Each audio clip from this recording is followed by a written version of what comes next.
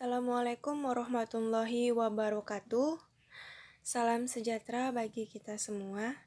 Di sini kami kelompok 5 akan mempresentasikan hasil diskusi kami dengan tema model pembelajaran berbasis masalah yang terdiri dari saya sendiri Nura Mahyani selaku moderator, Aisyah Agustina selaku penyaji, Basrah Jasmir Situmorang selaku penyaji, Bilveri Simamora selaku penyaji, dan Utami Kusuma selaku penyaji. Baiklah, langsung saja kita masuk pada bahasan yang pertama. Di sini ada pengertian PBL. Menurut Jodion Siburian dan kawan-kawan dalam Utami 2011, pembelajaran berbasis masalah merupakan salah satu model pembelajaran yang berasosiasi dengan pembelajaran kontekstual. Pembelajaran artinya dihadapkan pada suatu masalah yang kemudian dengan melalui pemecahan masalah tersebut siswa belajar keterampilan-keterampilan yang lebih mendasar. Yang kedua ada menurut Duck 1994. Pembelajaran berbasis masalah adalah metode instruksional yang menantang peserta didik agar belajar untuk belajar. Bekerja sama dalam kelompok untuk mencari solusi bagi masalah yang nyata.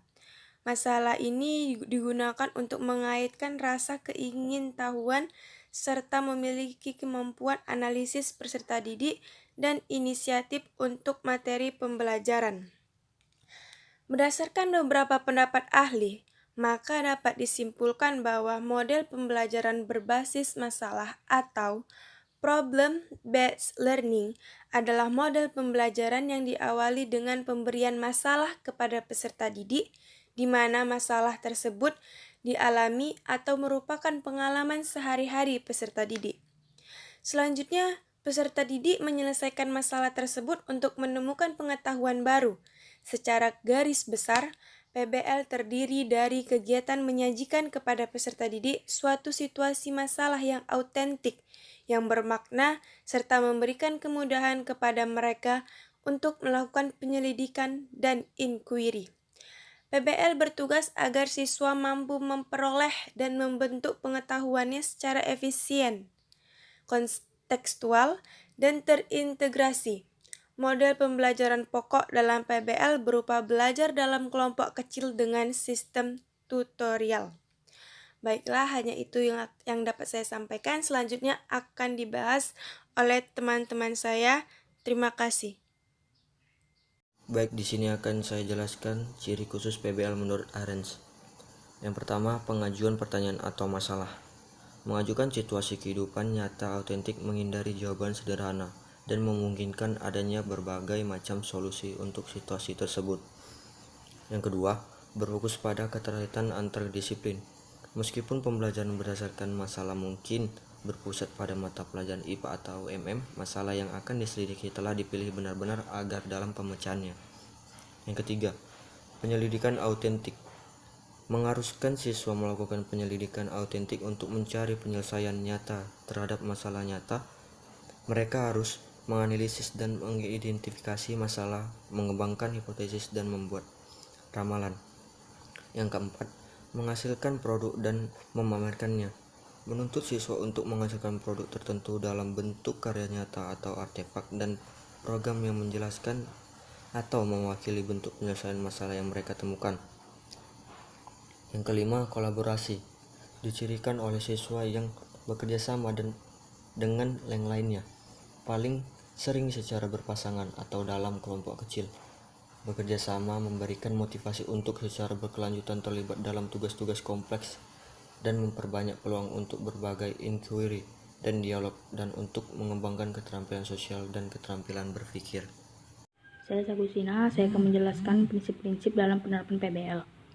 Di mana prinsip-prinsip dalam penerapan PBL ini adalah berbasis masalah secara khusus melibatkan pembelajar bekerja pada masalah dalam kelompok kecil yang terdiri dari 5 orang dengan bantuan asisten sebagai tutor. Masalah disiapkan sebagai konteks pembelajaran baru, analisis dan penyelesaian terhadap masalah itu menghasilkan perolehan pengetahuan dan keterampilan pemecahan masalah. Permasalahan dihadapkan sebelum semua pengetahuan relevan diperoleh dan tidak hanya setelah membaca teks atau mendengar ceramah tentang materi subjek yang melatar belakangi masalah tersebut. Hal ini membedakan antara PBL dan metode yang berorientasi masalah lainnya. Fokus yang kedua adalah untuk bergerak pada level pemahaman yang lebih umum, membuat kemungkinan transfer pengetahuan baru. Setelah melengkapi siklus pembacaan masalah ini, pembelajar akan mulai menganalisis masalah baru, kemudian diikuti oleh prosedur analisis penelitian laporan, di mana dari kesimpulan penjelasan tersebut, permasalahan ini merupakan agar interaksi belajar siswa menjadi produktif dalam pembelajaran dalam berupa diidentifikasi dengan beberapa sumber yang diberikan berupa suatu pembelajaran yang mendidik agar pembelajar mengetahui pengetahuan yang dibutuhkan untuk memecahkan suatu masalah tersebut. Nah, selanjutnya saya akan menyampaikan berbagai tahapan dalam problem basic learning. John Dewey adalah seorang ilmuwan yang sangat terkenal di zamannya. Ia telah berhasil menemukan suatu metode pemecahan masalah yang sekarang lebih dikenal dengan istilah problem solving, di mana metode pemecahan masalah tersebut telah berhasil menyelesaikan berbagai permasalahan terkait problem basic learning. Dan metode pemecahan masalah tersebut terdiri dari 6 langkah. Untuk langkah yang pertama adalah mengumpulkan data dari suatu permasalahan yang ada. Langkah kedua adalah pengujian hipotesis, merumuskan rekomendasi dari suatu permasalahan yang ada, membuat rumusan dari suatu permasalahan tersebut, melakukan analisis, dan yang terakhir adalah merumuskan hipotesis dari permasalahan itu. Nah, menurut Rusman 2010,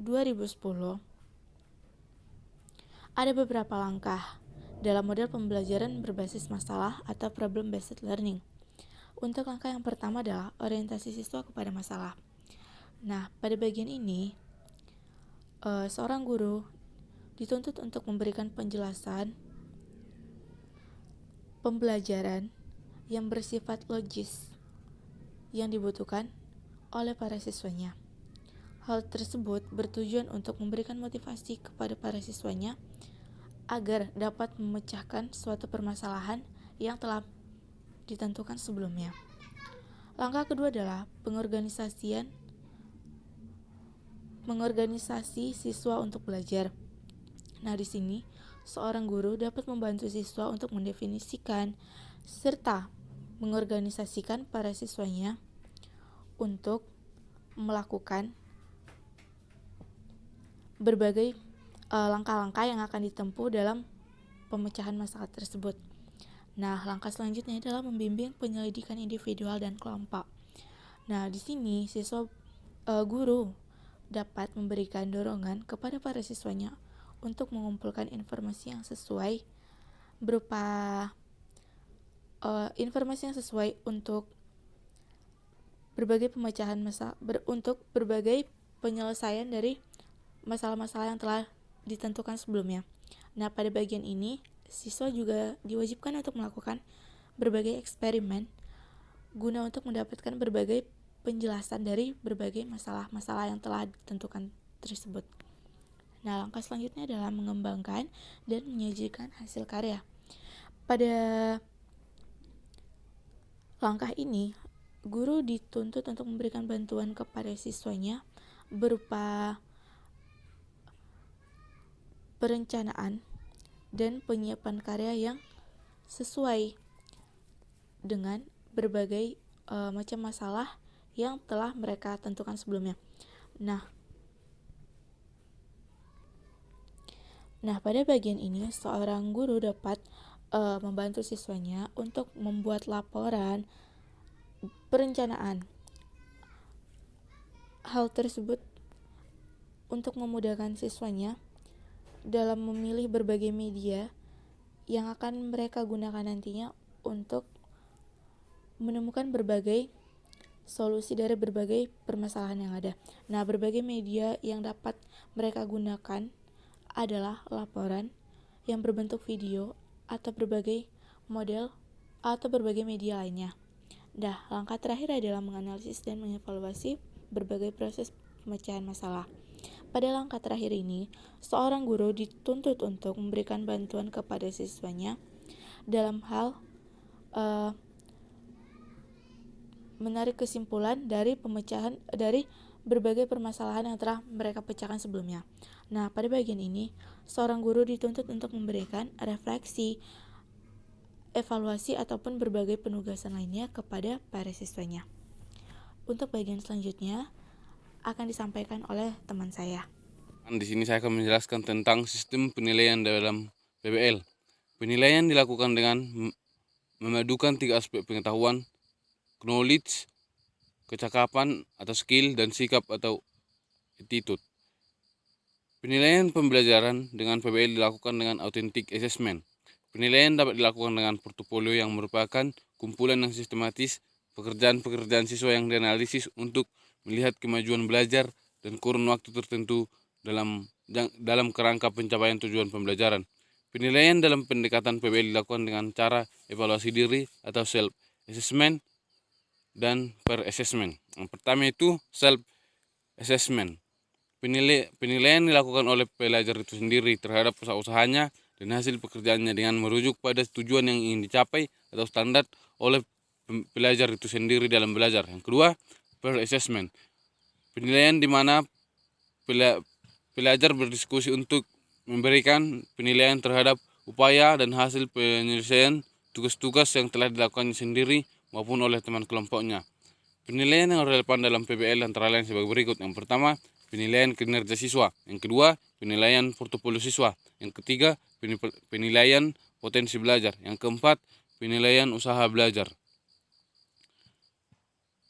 Baiklah, saya akan melanjutkan keunggulan dan kelemahan PBL. Keunggulan yang pertama yaitu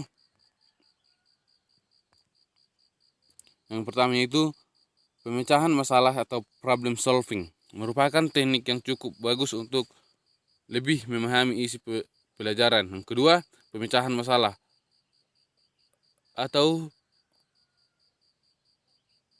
problem solving dapat menantang kemampuan siswa serta memberikan kepuasan untuk menemukan pengetahuan baru bagi siswa. Yang ketiga, pemecahan masalah dapat meningkatkan aktivitas pembelajaran siswa. Yang keempat, pemecahan masalah dapat membantu siswa bagaimana mentransfer pengetahuan mereka untuk memahami masalah dalam kehidupan nyata. Yang kelima, pemahaman masalah dapat membantu siswa untuk mengembangkan pengetahuan barunya dan bertanggung jawab dalam pembelajaran yang mereka lakukan. Di samping itu, pemecahan masalah itu juga dapat mendorong untuk melakukan evaluasi sendiri baik terhadap hasil maupun proses belajarnya. Kelemahan. Yang pertama, manakala siswa tidak memiliki minat atau tidak memiliki kepercayaan bahwa masalah yang dipelajari sulit untuk dipecahkan, maka mereka akan merasa enggan untuk mencoba. Yang kedua, keberhasilan strategi pembelajaran melalui problem solving membutuhkan cukup waktu untuk persiapan. Yang ketiga, tanpa pemahaman mengapa mereka berusaha untuk memecahkan masalah yang sedang dipelajari, maka mereka tidak akan belajar apa yang mereka ingin pelajari. Sekian, terima kasih.